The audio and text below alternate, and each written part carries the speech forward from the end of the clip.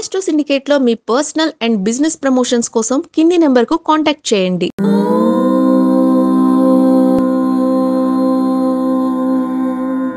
ఓం శ్రీ గురుభ్యో నమః. హరి ఓం.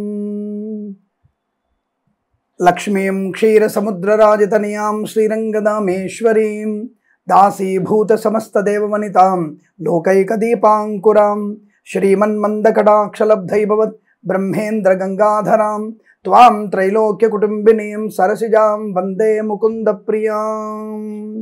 అందరికీ నమస్కారం. దీపావళి అంటే అందరి కన్ఫ్యూజన్. శాస్త్రంలో జ్యోతిష్య పండితులు అంటున్నారు, ఎలా చెప్తున్నారు తెలియదు అనే విషయాలందరికీ అనుమానాస్పదం. ఒక పంచాంగంలో ఒకలాగా, ఒక పంచాంగంలో ఒకలాగా రాసి పడేశారు, అయిపోయింది. ఏదంటారు కదా, తాంబూలాలు ఇచ్చుకున్నారా తండుకు చావండి అన్నట్టుగా ఉంది. దానికి ఒక శాస్త్రీయ నిరూపణ కావాలిగా. దానికోసం మీ ముందుకు వచ్చాను నేను. దీపావళి పండుగ అనేది త్రిరాత్రి ఉత్సవం, 3 రాత్రుల ఉత్సవంగా చెప్పబడింది. ఒక దగ్గర ఇంకా 4 రోజులు అని చెప్పబడింది. అది గుర్తుపెట్టుకోండి. అది ఎప్పుడెప్పుడు అని అడిగితే 20వ తేదీ 10/2025 సోమవారం చతుర్దశి మధ్యాహ్నం 3:46 వరకు ఉంది. 21వ తేదీ అక్టోబర్ 2025 మంగళవారం అమావాస్య సాయంకాలం 5:55 వరకు ఉంది. 22వ తేదీ అక్టోబర్ 2025 బుధవారం పాడ్యమి రాత్రి 8:17 వరకు ఉంది. ఇక్కడ మీకు మహాభారతంలో చెప్పినటువంటి ఒక విశేషం మీకు చెప్తాను నేను. దీపావళీతి సంజ్ఞా స్యాద్భూతాది త్రిదినం క్రమాత్ ద్విజాతిభ్యో భవే దత్తం సర్వం తత్రాక్షయం నృప. ఆశ్వీజ శుద్ధ చతుర్దశి, అమావాస్య, కార్తీక శుద్ధ పాడ్యమి, ఈ మూడింటిని దీపావళి రోజులు అని పేరు. ఇది మహాభారతంలో చెప్పబడినటువంటి శ్లోకం. ఈ 3 రోజుల్లో చేసేవన్నీ కూడా, అంటే ఏ పని చేసినా దానములన్నీ కూడా అక్షయ ఫలితం ఇస్తాయి. దాన ధర్మాదులు ఎక్కువ చేయమని చెప్పబడింది. అలాగే తర్పణాదులు చేయమని చెప్పింది, ఉపవాస రక్తములు చేయమని చెప్పింది అన్న విషయాన్ని ముందుగా మీరు గమనించుకునే ప్రయత్నం చేయాలి. ఇదేదో సొంత పైత్యంగా చెప్పినటువంటి విషయాలు కావు. మహాభారతంలో స్పష్టంగా చెప్పబడినటువంటి విశేషాలని నేను మీకు చెప్తున్నాను. నేను ఇక్కడ మీకు కొన్ని విషయాల్లో మనకి చతుర్దశి రోజున, అంటే మనకి మొట్టమొదటి రోజు చతుర్దశి రోజున ఈ యొక్క ఉదయం అభ్యంగ స్నానం చేసి అపరాహ్న సమయంలో పార్వణ శ్రాద్ధం ఏర్పాటు చేసుకోవాలి. అయితే ఇక్కడ మనకి పండగ అనేది నరకాసురుని వధ జరిగిన రోజు చతుర్దశి కనుక నరక చతుర్దశి అని పేరు వచ్చింది. నరకాసురుడి యొక్క ప్రీతి కొరకు దీపము వెలిగించేటువంటి పని కూడా ఉంది. అది మనకి 20వ తేదీ చేయవలసినటువంటి స్థితిగా చెప్పబడుతోంది. అంటే మనకి దాదాపుగా 20వ తేదీ మనం ఆ రకటువంటి నరకాసుర వధ జరిగిన రోజున నరకాసురుడి యొక్క ప్రీతి కొరకు ఒక 4 దీపాలు వెలిగించమని కూడా చెప్పింది. అలాగే 20వ తేదీ ముఖ్యమైనటువంటి పండుగ ఏమిటంటే, పగటి పూట మనం భోజనం చేయకుండా ఉండాలి. యాక్చువల్గా నక్తం ఆ రోజు. ఇంకా మధ్యాహ్నం పూట పార్వణ శ్రాద్ధం చేయాలి. ప్రదోష కాలంలో దీపదానం చేయాలి. ప్రదోష కాలంలో దీప ప్రదానము, దీపముని వెలిగించడము, దీపావళి, ఉల్కా ప్రదర్శనము చేయమంటే, ఉల్కా ప్రదర్శనం అంటే దివిటీలు కొట్టడం, ఉల్కల్ లాంటివి కొట్టడం, అంటే కాగడ లాంటివి వెలిగించడం అని చెప్పబడింది. ఆ తదుపరి మనం భోజనం చేయాలి. అంటే రాత్రి భోజనం ఉంది మనకి, పగటి భోజనం లేదు. దీనికి సూత్రం ఏమనుందా అని అడిగితే, కన్యాగతే సవితరి పితరో యాంతి వై సుతాన్ శూన్యా ప్రేతపురీ సర్వా యావద్ దృశ్యిక దర్శనం తత ప్రదోషపు సమయే దీపాన్ దద్యాన్ మనోరమాన్ దేవాలయే మఠే వాపి ప్రాకారోద్యాన వీధిషు గోవాది హస్తిశాలాయమేషం గస్రత్రయేపి చ తులా సంస్థే సహస్రాంశౌ ప్రదోషే భూతదర్శయో ఉల్కావ్యాస నరాకురు పితృణాం మార్గదర్శనం. ఇంత స్పష్టంగా చెప్పబడింది మనకి. అంటే సూత్రాలు ఇవి ఉన్నాయి.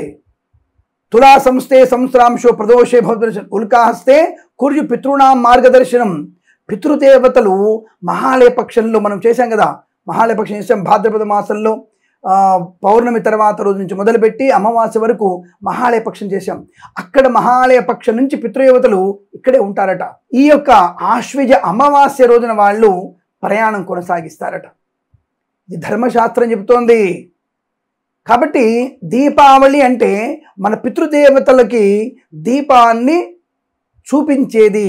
వాళ్ళు వెళ్తున్నప్పుడు వాళ్ళ మార్గానికి ఆటంకం లేకుండా దీపాల వరుస పెట్టి వారిని స్వర్గలోక ప్రాప్తికి వారిని పంపించే మార్గమే దీపావళి అని చెప్పబడింది సుస్పష్టంగా. పితృదేవతలు ఈ అమావాస్య రోజున గాఢహంధకారంలో లేకుండా వాళ్ళు సవ్యంగా స్వర్గలోక ప్రాప్తికి పోవడానికి దేవాలయంలో, మఠాలలో, ఇంటిలో, వీధిలో ఇవన్నీ దీపాలు వెలిగించి దివిటీలు కొట్టాలి. అంటే కొంతమంది ఈ గడ్డి కర్రలు, దూగుల కర్రలు, చొప్ప కర్రలు పట్టుకొని దాంట్లో నూనె వెలిగించి దాన్ని తిప్పుతూ ఉంటారు విష్ణు సుదర్శన చక్రంలాగా. అది వాళ్ళు చూసి వాళ్ళు స్వర్గలోక ప్రాప్తి పొందుతారు. కాబట్టి అటువంటి సంప్రదాయం మనకు ఉంది కాబట్టి తప్పకుండా ఉల్కా ప్రదర్శనం ఆకాశం వైపు చూపించి పంపించాలి. అందుకే ఆకాశం వైపు వెలుగు చేయడానికి మనం లౌకికమైనటువంటి దీపావళి, టపాసులు కాల్చడం, రాకెట్లు పేల్చడం, శబ్దం లేకుండా ఉండాలి. పితృదేవతలకి శబ్దం ఉండకూడదు, వెలుగు మాత్రమే ఉండాలి. ఇది గమనించండి. శాస్త్రంలో కూడా శబ్దం చేయమని చెప్పలేదు. మన పితృదేవతలకి శబ్దం చేస్తే వాళ్ళు ఇబ్బంది పడతారు కాబట్టి శబ్దం లేనటువంటి వెలుగు మాత్రమే ఉండేటువంటి టపాసులు, బాణసంచ కాల్చి వారిని స్వర్గలోక ప్రాప్తి కొరకు వాళ్ళని పంపించే ప్రయత్నం చేయాలి. ఇది దీపావళి, లౌకికమైనటువంటి దీపావళి ప్రస్తావన. ఈరోజు మనం టపాసులు కాల్చడం, పితృదేవతలకి తర్పణం ఇవ్వడము, అలాగే అన్నదానం చేయడము, సాయంత్రం పూట దీప ప్రజ్వలన చేయడం అనేది ఈరోజు తప్పకుండా కనబడింది. ఈ అమావాస్య రోజున మనం టపాసులు నరకాసుర వధ సంబంధమైనది. పితృదేవతలు ప్రేరణ చేస్తున్నారు కాబట్టి వారి కొరకు దీపావళి వరస, అంటే దీపాల వరస ఆవళి పెట్టి వారిని ఉల్కా ప్రదర్శనలతో వాళ్ళని స్వర్గలోకాన్ని పంపించేటువంటి ప్రయత్నంలో లౌకిక దీపావళి ఆచరించాలి. అమావాస్య యథారాత్రౌ దివాభాగే చతుర్దశి పూజనీయ తథా లక్ష్మి విజ్ఞేయ సుఖరాత్రిక అన్న విశేష శాస్త్ర వాక్యాన్ని బట్టి ఈ సంవత్సరము అంటే 20వ తేదీ అక్టోబర్ 25 రోజున అలక్ష్మీ నిస్సరణం, అంటే సాయంకాలం పూట మనం అలక్ష్మీ నిస్సరణం, రాత్రి పూట లక్ష్మీదేవి అంటే జ్యేష్ఠాలక్ష్మిని వెళ్ళగొట్టి, దరిద్ర దేవుడిని వెళ్ళగొట్టి లక్ష్మీ పూజనం చేసుకోవాలి. ఎప్పుడు? అర్ధరాత్రి, సుఖరాత్రి అన్నాడు. సుఖరాత్రి సమయంలో అంటే అర్ధరాత్రి సమయంలో మనం జ్యేష్ఠాదేవిని వెళ్ళగొట్టి లక్ష్మీ అమ్మవారిని ఆహ్వానం చేసుకోవాలి. దాని నిమిత్తంగా అమ్మవారిని ఆహ్వానం చేసుకోవడం కూడా దీపాల వరుస పెట్టాలి. దీపావళి ఎందుకు? దీపం జ్యోతి పరం బ్రహ్మ, దీపం జ్యోతి జనార్దన, దీపోయం హర్తుమే పాపం, ప్రాతుర్దీపం రాత్రిదీపం నమోస్తుతే. లక్ష్మి దీపం లక్ష్మి సమానం, దీపం విష్ణు సమానం, దీపము శివస్వరూపం, లింగస్వరూపం. కాబట్టి ఆ దీపావళిని పెట్టి టపాసులు కాల్చి మనము బాణసంచ కాల్చుకొని ఆ రాత్రి అమ్మవారి పూజ చేసుకోమని చెప్పబడింది.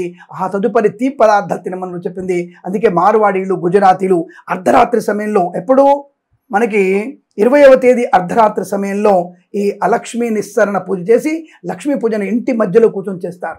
కాబట్టి మీరందరూ కూడా దీపావళి పూజని 20వ తేదీ రాత్రి చేసుకోమని స్పష్టంగా చెప్పబడింది. అలాగే 21వ తేదీ మన పితృదేవతల్ని పంపించడానికి దీపదానం చేయమని చెప్పింది. అది పాడ్యమి రోజు 21వ తేదీ చేయమని చెప్పింది. అలాగే ఇషాసిత చతుర్దశ్య ఇందుక్షయ దినేపివ ఊర్జదౌ స్వాతి సంయుక్తే తదా దీపావళి భవేత్. అలాగే మనకి సామాన్య శాస్త్రవాక్యాన్ని బట్టి కార్తీక శుద్ధ పాడ్యమి నాడు కూడా స్వాతి నక్షత్ర యోగం ఉన్నది. కాబట్టి అంటే 22వ తేదీ అక్టోబర్ 25 రోజున ఉల్కా ప్రదర్శన చేసి, అంటే ఉల్కా ప్రదర్శన చేయకుండా, అంటే ఉల్కలు కొట్టకుండా, టపాసులు పేల్చకుండా దీపావళి అంటే దీపాలు పెట్టుకొని అమ్మవారి పూజ చేసుకోమని కూడా చెప్పబడింది. ఆ రోజు కూడా మనం దీపావళి చేసుకోవచ్చును అని చెప్పబడుతోంది. కాబట్టి ఇలా మనకి శాస్త్రోక్తమైనటువంటి దీపావళి పండుగ చెప్పింది. అందుకనే 20, 21, 22 తేదీలలో మనం దీపావళి ఆచరించవచ్చును. నరక చతుర్దశి, అమావాస్య, పాడ్యమి రోజున తప్పకుండా దీపావళిని ఆచరించి ఆనందమయ జీవనాన్ని పొందాలని. లౌకిక దీపావళి 20వ తేదీ, వైదిక దీపావళి, శాస్త్రోక్త దీపావళి 21వ తేదీ అన్న విషయం.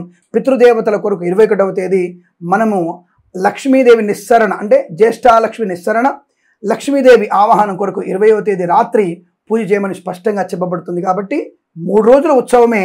అందులో లౌకిక దీపావళి, బాణసంచ కాల్చి దీపావళి 20వ తేదీ గాను, 21వ తేదీ మళ్ళీ మనము కేదారేశ్వర వ్రతాన్ని కూడా చేసుకోమని చెప్పబడింది 21వ తేదీ అన్న విషయాన్ని గుర్తించండి. ఇలా మనము 3 రాత్రులు దీపావళి చేసుకొని ఆనందమయ శుభజీవనాన్ని పొందాలని కోరుకుంటూ సర్వేజన సుఖినో భవంతు. మొక్కుసూటిగా మొహమాటం లేకుండా పండగలు, విశిష్టత, ధార్మిక చింతన అన్న విషయాన్ని, జ్యోతిష్య ప్రధాన అంశాలని చెప్పగలిగే ఏకైక ఛానల్ ఆస్ట్రో సిండికేట్ మాత్రమే.